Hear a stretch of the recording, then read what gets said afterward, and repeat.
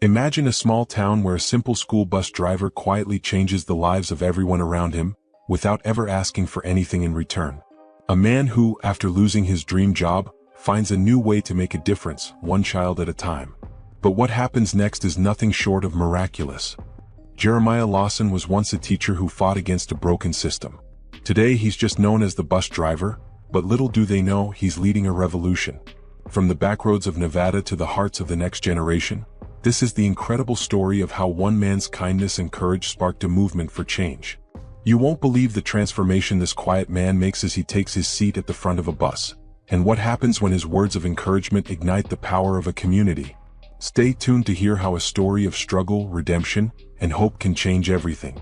If you're ready to be inspired, make sure to hit like, subscribe, and turn on the notification bell so you never miss a story that will leave you moved. And hey, we'd love to hear from you. Drop a comment below and tell us how kindness has changed your life. Let's start a conversation, and who knows, your story could inspire someone else today. Now, let's dive into the incredible journey of Mr. Lawson. Disclaimer: this story is entirely fictional and created for the purpose of providing moral lessons, motivation, and inspiration. While the events and characters in Wheels of Change, the touching story of Mr. Lawson's miracle ride, are not based on real-life individuals, the themes of kindness, resilience, and community empowerment are universal. We hope this story encourages you to reflect on the power of small acts of change and the impact they can have on the world around us. The content shared in this video is meant to inspire and educate, not to depict actual events or people. In Wheels of Change, the touching story of Mr. Lawson's miracle ride, Jeremiah Lawson, a once promising teacher in a small Nevada town, finds his career cut short after standing up against a discriminatory education system. Forced to reinvent himself, he takes a job as a school bus driver, where he quietly becomes a beacon of hope for the children he transports every day. With every greeting and encouraging word, he plants seeds of confidence and belief in his young passengers. As Mr. Lawson navigates life's challenges, his story sparks a powerful transformation within his community. A movement for educational reform, inspired by his daily acts of kindness and resilience, begins to unfold, one child, one parent, one teacher at a time. What starts as a quiet revolution on bus number 27 grows into a nationwide wave of change, proving that even the smallest gestures can ignite extraordinary shifts in the world. This story is a celebration of hope, the quiet power of kindness, and the courage to stand for what's right, no matter the cost. Join Mr. Lawson as he drives not just a bus, but a movement, and witness the miracle of transformation unfold. The desert morning stretched across Sagebrush Valley, painting the horizon with soft streaks of gold and burnt orange. The air was crisp, but the day would soon turn scorching. In the center of this quiet Nevada town, a bright yellow bus groaned to life at the depot, its engine rumbling like a weary old horse ready for another day's work. Inside the driver's seat sat Mr. Jeremiah Lawson. His deep brown hands, calloused yet steady, gripped the worn steering wheel. He wore a faded cap pulled low over his salt and pepper hair, and his uniform shirt was always neatly pressed, a quiet rebellion against the chaos of the world outside. Every morning, Mr. Lawson performed the same ritual. He sipped a steaming cup of black coffee from a chipped mug. He flipped through a small leather notebook filled with handwritten quotes and affirmations. Then, just before rolling out onto the sun-baked streets, he would close his eyes for a moment of silent prayer. Not for himself, but for the children he was about to pick up. He prayed that today, like every day, he could plant a seed of hope. Bus number 27 was more than just a vehicle. It was a sanctuary. As he turned onto Willow Creek Lane, the first stop, he spotted Jamal and Lily waiting on the curb. Jamal, with his sagging backpack, looked half asleep, while Lily clutched a cracked phone, her face bathed in the cold glow of a screen. The bus door hissed open. "Good morning, King Jamal," Mr. Lawson said with a wide smile. "Good morning, Queen Lily. Today is a brand new chance to shine." Jamal cracked a sleepy grin and shuffled aboard. Lily mumbled a thank you, tucking her phone away. The pattern continued at every stop. Mr. Lawson greeted each child with a title of honor: Prince, Princess, Champion, Genius. He made sure every child, whether bright-eyed or burdened with unseen troubles, knew they mattered. Some mornings he would hand out little slips of paper. On them were handwritten notes: "Your dreams are valid. You are smarter than you know. The world needs your voice." Most of the children tucked them into their pockets. Some taped them inside their lockers. A few, like Talia Moreno, the shy 7th grader who sat halfway back on the left side, saved every single one in a shoebox under her bed. From the outside, Mr. Lawson was just a bus driver. Just another face in the fabric of Sagebrush Valley. But those who rode bus number 27 knew better. To them, he was a lifeline, a spark in a world that too often seemed dim. What they did not know, not yet, was that Mr. Lawson was more than even that. Behind his patient smile and gentle voice was a man who once stood at the front of a classroom, who once challenged a system determined to silence voices like his. A man who had paid a heavy price for daring to believe that every child, no matter their color or zip code, deserved to reach for the stars. The day's route wound its way past shuttered stores and dusty playgrounds, past boarded-up homes and cracked basketball courts. Sagebrush Valley was a place of hard luck and harder dreams, where schools struggled for funding and children carried invisible weights. Mr. Lawson saw it all, and he remembered. Once he had fought against it from inside the system. Once he had worn a tie and carried lesson plans filled with stories of resilience and revolution. But when he refused to accept the quiet injustice baked into the curriculum, when he demanded equal opportunities for the black and brown children too often written off as lost causes, he was shown the door. In Sagebrush Valley, no one remembered that chapter of Mr. Lawson's life. No one but him. And perhaps someday the children of bus number 27 would understand just how deep his fight for them really ran.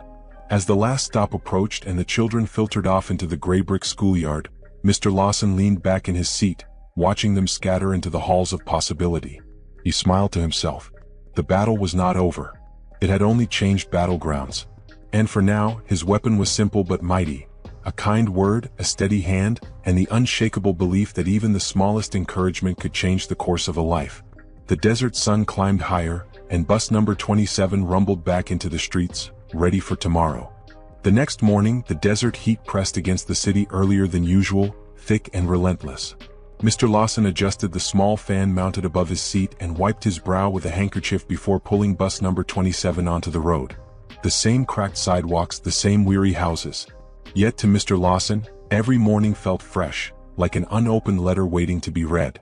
As he pulled up to the first stop, Jamal bounded onto the bus with unusual energy.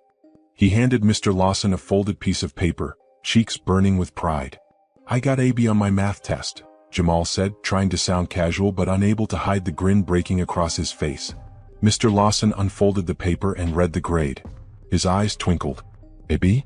That's a badge of honor, King Jamal," he said. "You just keep climbing one step at a time." The bus erupted in scattered claps and cheers from the other children. Jamal ducked his head, but he was smiling so wide his ears turned red. Moments like this fueled Mr. Lawson. They were proof that the seeds he planted, small and silent as they seemed, were beginning to take root. At the next stop, Talia boarded, clutching a well-worn notebook.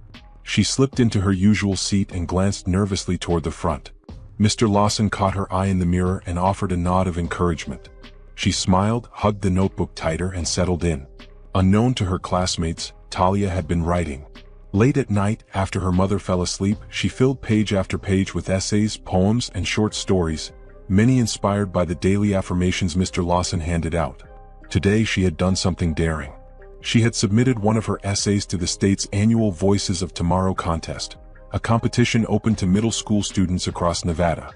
She did not think she had a chance, but Mr. Lawson's words stayed with her. "Your voice matters." It had been enough to make her believe. The days passed, and slowly, more children on bus number 27 began to change. Grades ticked upward. Detentions grew fewer. Teachers whispered about the sudden surge in confidence among the students from the east side. Parents scratched their heads, grateful but mystified. No one guessed it was the bus driver.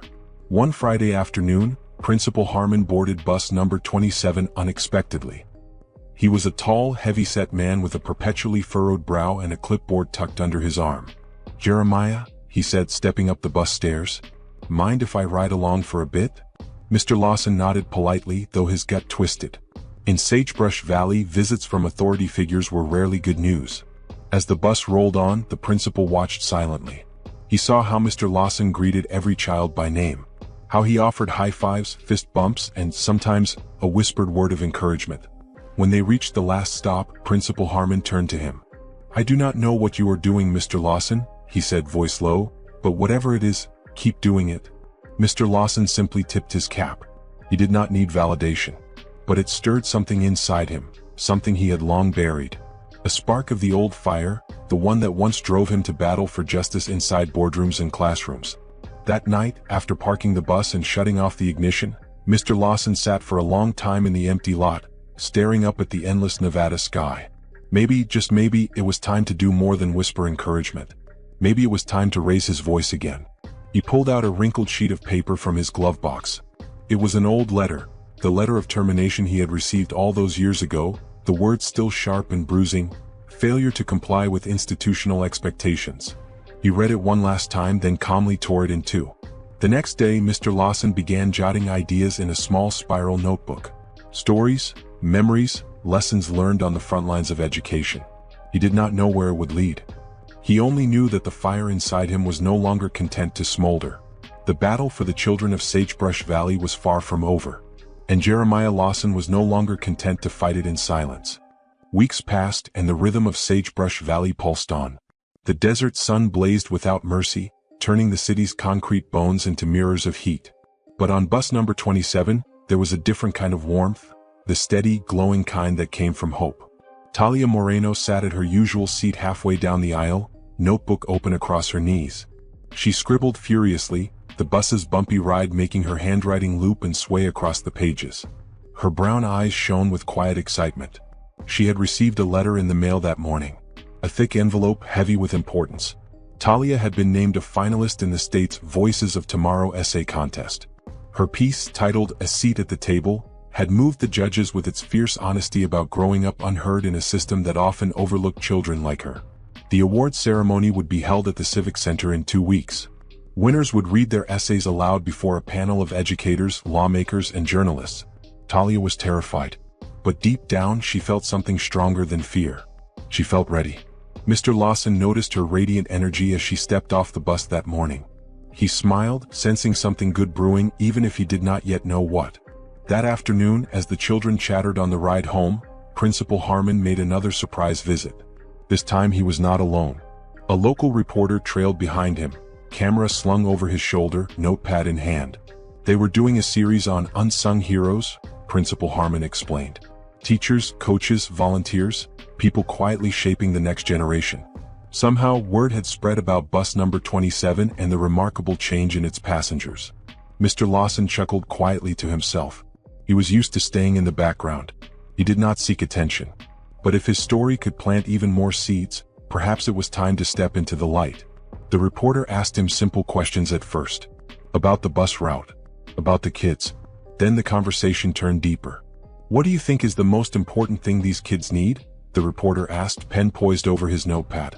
Mr. Lawson leaned back in his seat, looking out the dusty windshield toward the setting sun.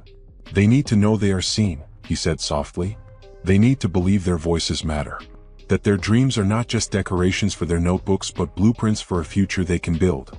The reporter paused, struck by the sincerity in his voice.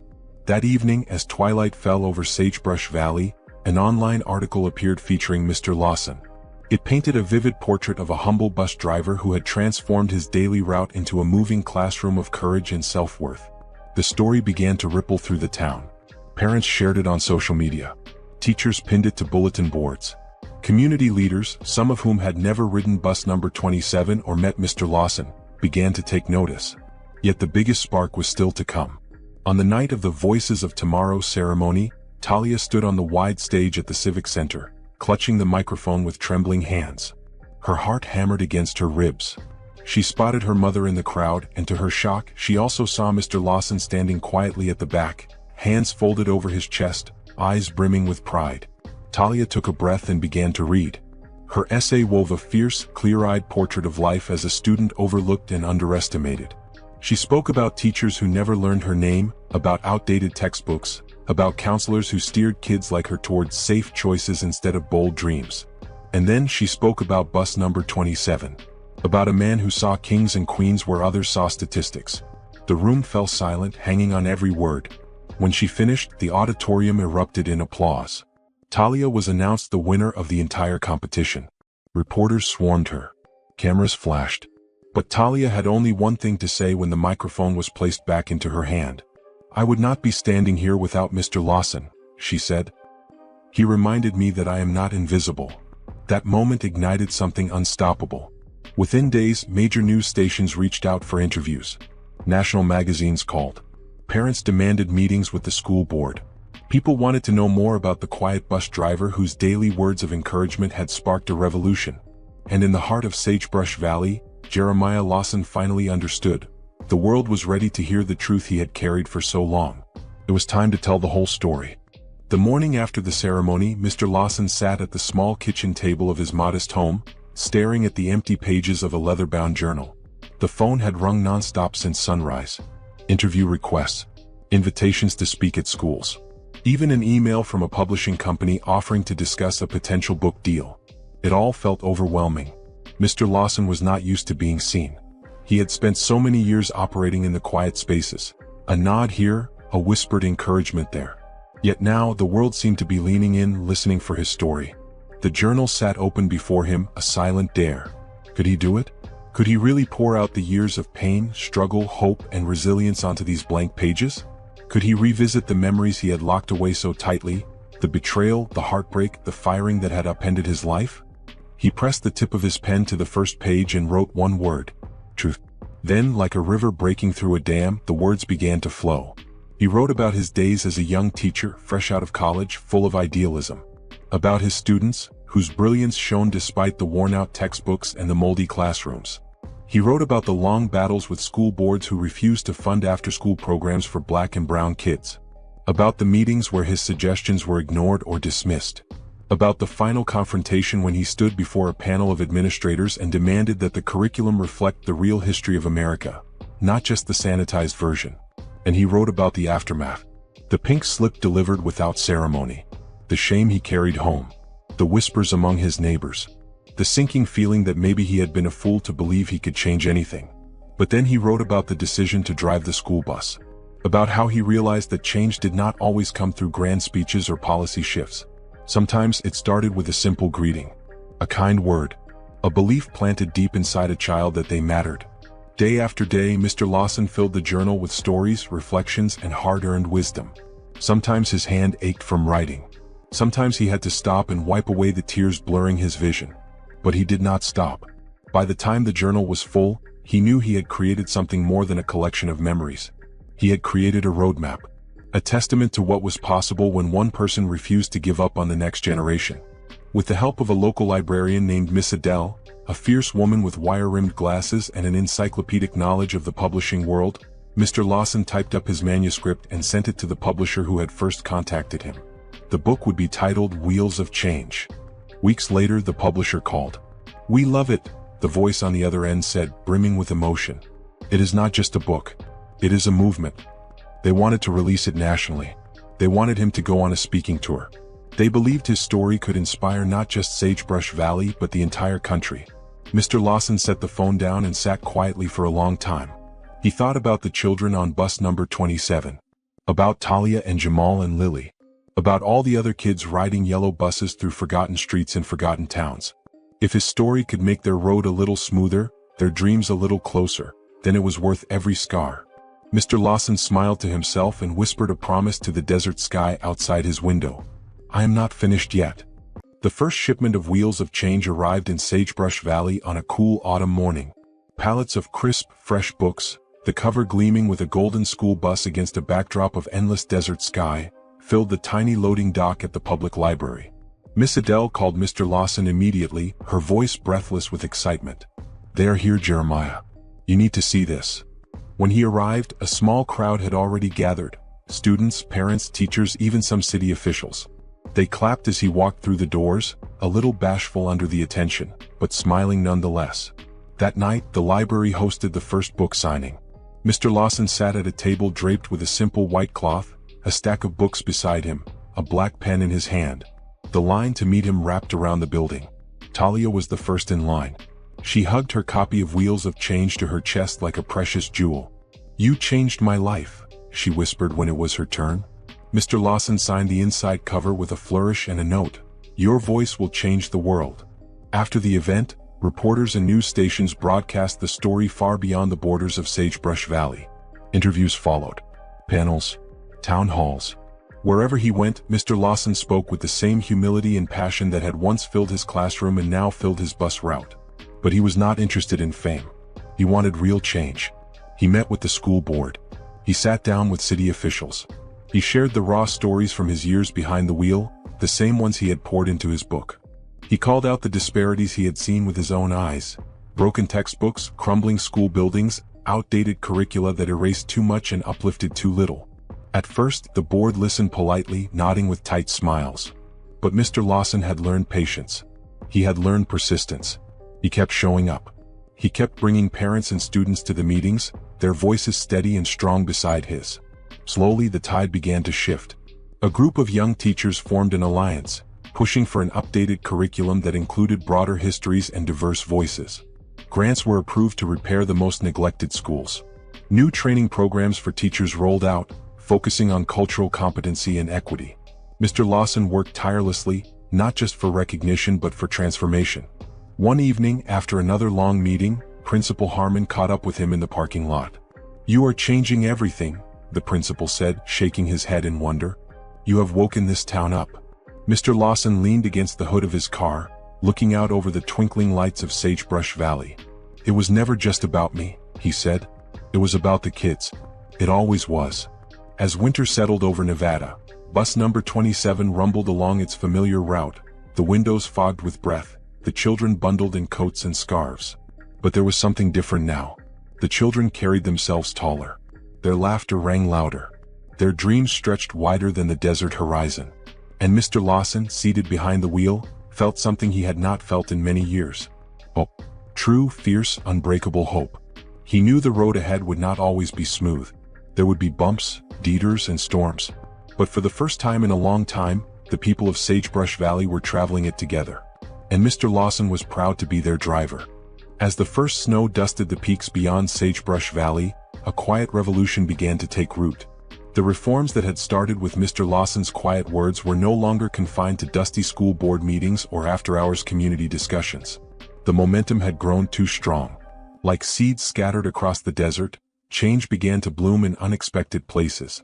It started with the parents. They organized literacy nights and mentorship programs, many hosted right on bus number 27 after hours. Jamal's mother, who had once been too shy to speak at meetings, now led a coalition of parents advocating for better school funding. Teachers followed. Younger educators who once hesitated to challenge the status quo now demanded training in inclusive teaching. Some even restructured their lesson plans, weaving in authors, scientists, artists, and leaders who looked like the students sitting in their classrooms. The bus itself became a symbol, a living metaphor of transformation. Children painted banners for it, calling it the Miracle Ride. A local artist donated time to design a mural along the bus's side. A river of children holding books, their paths stretching toward a rising sun. Mr. Lawson watched it all unfold with a quiet awe. He continued his daily drives, unchanged in his routine but forever changed in his heart. Each morning, his greetings carried even more weight, his encouragement even more strength. "Morning, young leader," he would say. "Good to see you, world changer. Your dreams are bigger than any mountain, kiddo." And the children believed him. At night, he met with small groups of parents, teachers, and students. They called it the Desert Bloom Collective, a name Talia had suggested because nothing's more beautiful than blooming where they said nothing could grow. The collective's mission was clear: take what had been built in Sagebrush Valley and spread it to neighboring towns across Nevada. They started small: book drives, tutoring programs, workshops for teachers. But the news spread fast. Communities from Reno to Henderson began to call, asking for advice, for speakers, for guidance on how to start their own movements. Mr. Lawson resisted the title of leader. He saw himself more as a gardener, tending to the fields of possibility, watering seeds others had planted. One particularly cold evening, after a long session at the library, Talia sat across from him, a mug of cocoa warming her hands. "Mr. Lawson," she said, "do you ever wish you had just stayed a teacher?"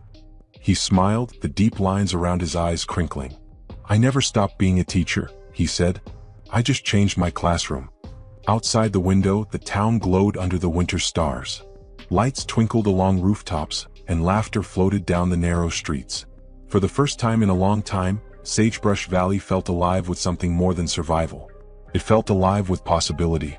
Mr. Lawson sipped his cocoa, feeling the warmth seep through him. He thought of all the times he had doubted himself, all the moments he had nearly given up. And he thought of tomorrow, another day on bus number 27, another chance to plant seeds in young hearts. Because real change, he knew, was not a single moment of triumph. It was 1,000 small choices made with love, courage, and faith in what could be. And Mr. Lawson was just getting started. Spring unfurled across Sagebrush Valley with a vengeance, sweeping away the chill of winter and ushering in a season of fierce, unapologetic growth. Wildflowers bloomed along the desert highways in impossible colors. Children poured out of school buildings at the end of each day, their faces lifted toward the wide, forgiving sky. And bus number 27, the miracle ride, rumbled through it all, carrying dreams bigger than any road could hold. Mr. Lawson's book, Wheels of Change, climbed bestseller lists across the country. He was invited to Washington to speak before education committees. University professors quoted his words in lectures. Activists carried his message into cities and towns where voices had been silenced too long. Yet Jeremiah Lawson remained right where he had always wanted to be, at the front of his bus, hands on the wheel, eyes on the horizon. One morning he arrived at his first stop to find a surprise waiting for him. A crowd of students, parents, and teachers stood gathered under a banner stretched between two telephone poles. Read, "Thank you, Mr. Lawson, our dream driver." Talia, Jamal, Lily, and dozens of other kids lined up, each holding a copy of his book. Many wore homemade shirts that said "Change starts here," with a yellow bus printed below the words. Principal Harmon stepped forward, holding a small velvet box. "We thought you deserved something more permanent," he said, his voice thick with emotion. Inside the box lay a polished silver medallion, engraved with the words, "Jeremiah Lawson, teacher, dreamer, builder of futures." The children chanted his name as he accepted the gift, his throat tight with emotion. It was not about awards or recognition. It never had been. It was about knowing that the seeds he had sown were now trees, strong enough to shelter generations. As the sun climbed higher in the sky, Mr. Lawson called for the children to board the bus. He beeped the horn twice, his signature greeting, and the kids piled in, laughing and shouting over one another to tell him their plans, their dreams, their wild hopes. The wheels turned, and bus number 27 rolled forward. Past the old barriers. Past the old doubts. Into a future they were all building together, 1 mile at a time. As Mr. Lawson drove, he thought about everything it had taken to get here. The struggles, the heartbreak, the nights when he had questioned whether it was worth it. It was worth it. Every step, every tear, every stubborn refusal to give up. The desert wind rushed through the open windows, carrying the sound of children's laughter far beyond Sagebrush Valley. And somewhere out there, Mr. Lawson knew, more seeds would find the soil they needed. More buses would become miracle rides. More forgotten towns would remember how to dream again. Because one man had chosen to believe. And that belief had changed everything. The wheels of change would never stop turning. Not now. Not ever. The end. 6. The redemption of broken dreams. The heart-wrenching part of Mr. Lawson's journey was how deeply he loved teaching, and how devastating it was to lose that calling. Yet, remarkably, what seemed like a broken dream became the soil for an even greater one. His classroom expanded from 4 walls to an entire city. His lessons touched not just a few students but entire generations.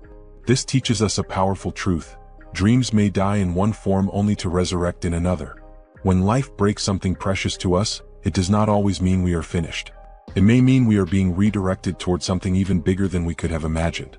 Mr. Lawson could not have foreseen, in the bitter moment he packed up his classroom, that one day he would lead a movement across Nevada. He simply kept choosing love, service, and hope. Our broken dreams are not our end. Sometimes they are just the beginning of a bigger story. 7. Leadership through service. In a world where leadership is often equated with commanding armies or winning elections, Mr. Lawson showed a different path. Leadership through service. He led by greeting children each morning. He led by quietly listening to their fears and dreams. He led by choosing humility over fame. True leaders are not those who shout the loudest or claim the most credit. They are those who consistently lift others higher, who create spaces where others can grow, shine, and rise. Mr. Lawson never demanded admiration. He earned respect by serving faithfully. His life teaches us that leadership is not about position, it is about posture. A posture of humility, love, and relentless hope. In our communities, workplaces, and families, we can practice this kind of leadership, leading not by controlling but by serving. 8. Persistence against institutional inertia. Changing systems is hard. Mr. Lawson faced endless resistance from school boards, administrators, and those who benefited from the status quo. Meetings were dismissed. Proposals were tabled. Excuses were endless. Yet he persisted. He showed up. Again and again. He refused to be discouraged by slow progress. He understood that systems do not change overnight, and that victories are often the result of dozens of tiny, unseen battles. In our own lives, this reminds us not to be discouraged when change comes slowly. Whether fighting for better schools, fairer workplaces, cleaner neighborhoods, or just healthier relationships, persistence is key. Success is not the absence of struggle. It is the refusal to surrender to it. 9. The transformative power of hope. Ultimately, the driving force behind every action Mr. Lawson took was hope. Hope that the children he greeted each day could have better futures. Hope that communities long ignored could rise. Hope that systems could be reformed. Hope that broken dreams could birth new ones. Hope is not naive optimism. It is the stubborn refusal to let despair have the final word. It is revolutionary. Mr. Lawson lived by this hope, and in doing so, he passed it on like a torch to every hand willing to carry it. Even when he was tired. Even when he was doubted. Even when it seemed impossible. And because he dared to hope, a town dared to bloom. Conclusion: rolling forward. Mr. Lawson's miracle ride did not end with a single book or a single speech. It did not end with a medal or a mural. It rolled forward, in every student who believed a little more, every parent who spoke a little louder, every teacher who taught a little braver. His life is a testament to what one person, rooted in love and fueled by hope, can accomplish. The moral lessons from his story are not abstract ideals. They are blueprints for living a life of impact. Stand alone if you must. Sow kindness daily. Persist through defeat. Believe in education as liberation. Build community. Trust in the redemption of broken dreams. Lead by serving. And above all, never, ever give up hope. The wheels of change are still turning, and we are all invited to climb aboard. Thank you so much for watching and listening to Wheels of Change, the touching story of Mr. Lawson's miracle ride. We hope this story has inspired you to believe in the power of kindness, resilience, and the small steps we can all take to create change in our communities. If you enjoyed this story and feel inspired, don't forget to like, subscribe, and click the notification bell so you never miss an uplifting story like this one. And if you have a moment, we'd love to hear your thoughts in the comments below. Share your own experiences or let us know what part of the story resonated most with you. Be sure to check out the other videos on our channel for more motivational stories that can help you through the challenges of life. Thank you once again for being a part of this journey. Until next time, keep believing, keep dreaming, and remember, every small act of kindness can change the world.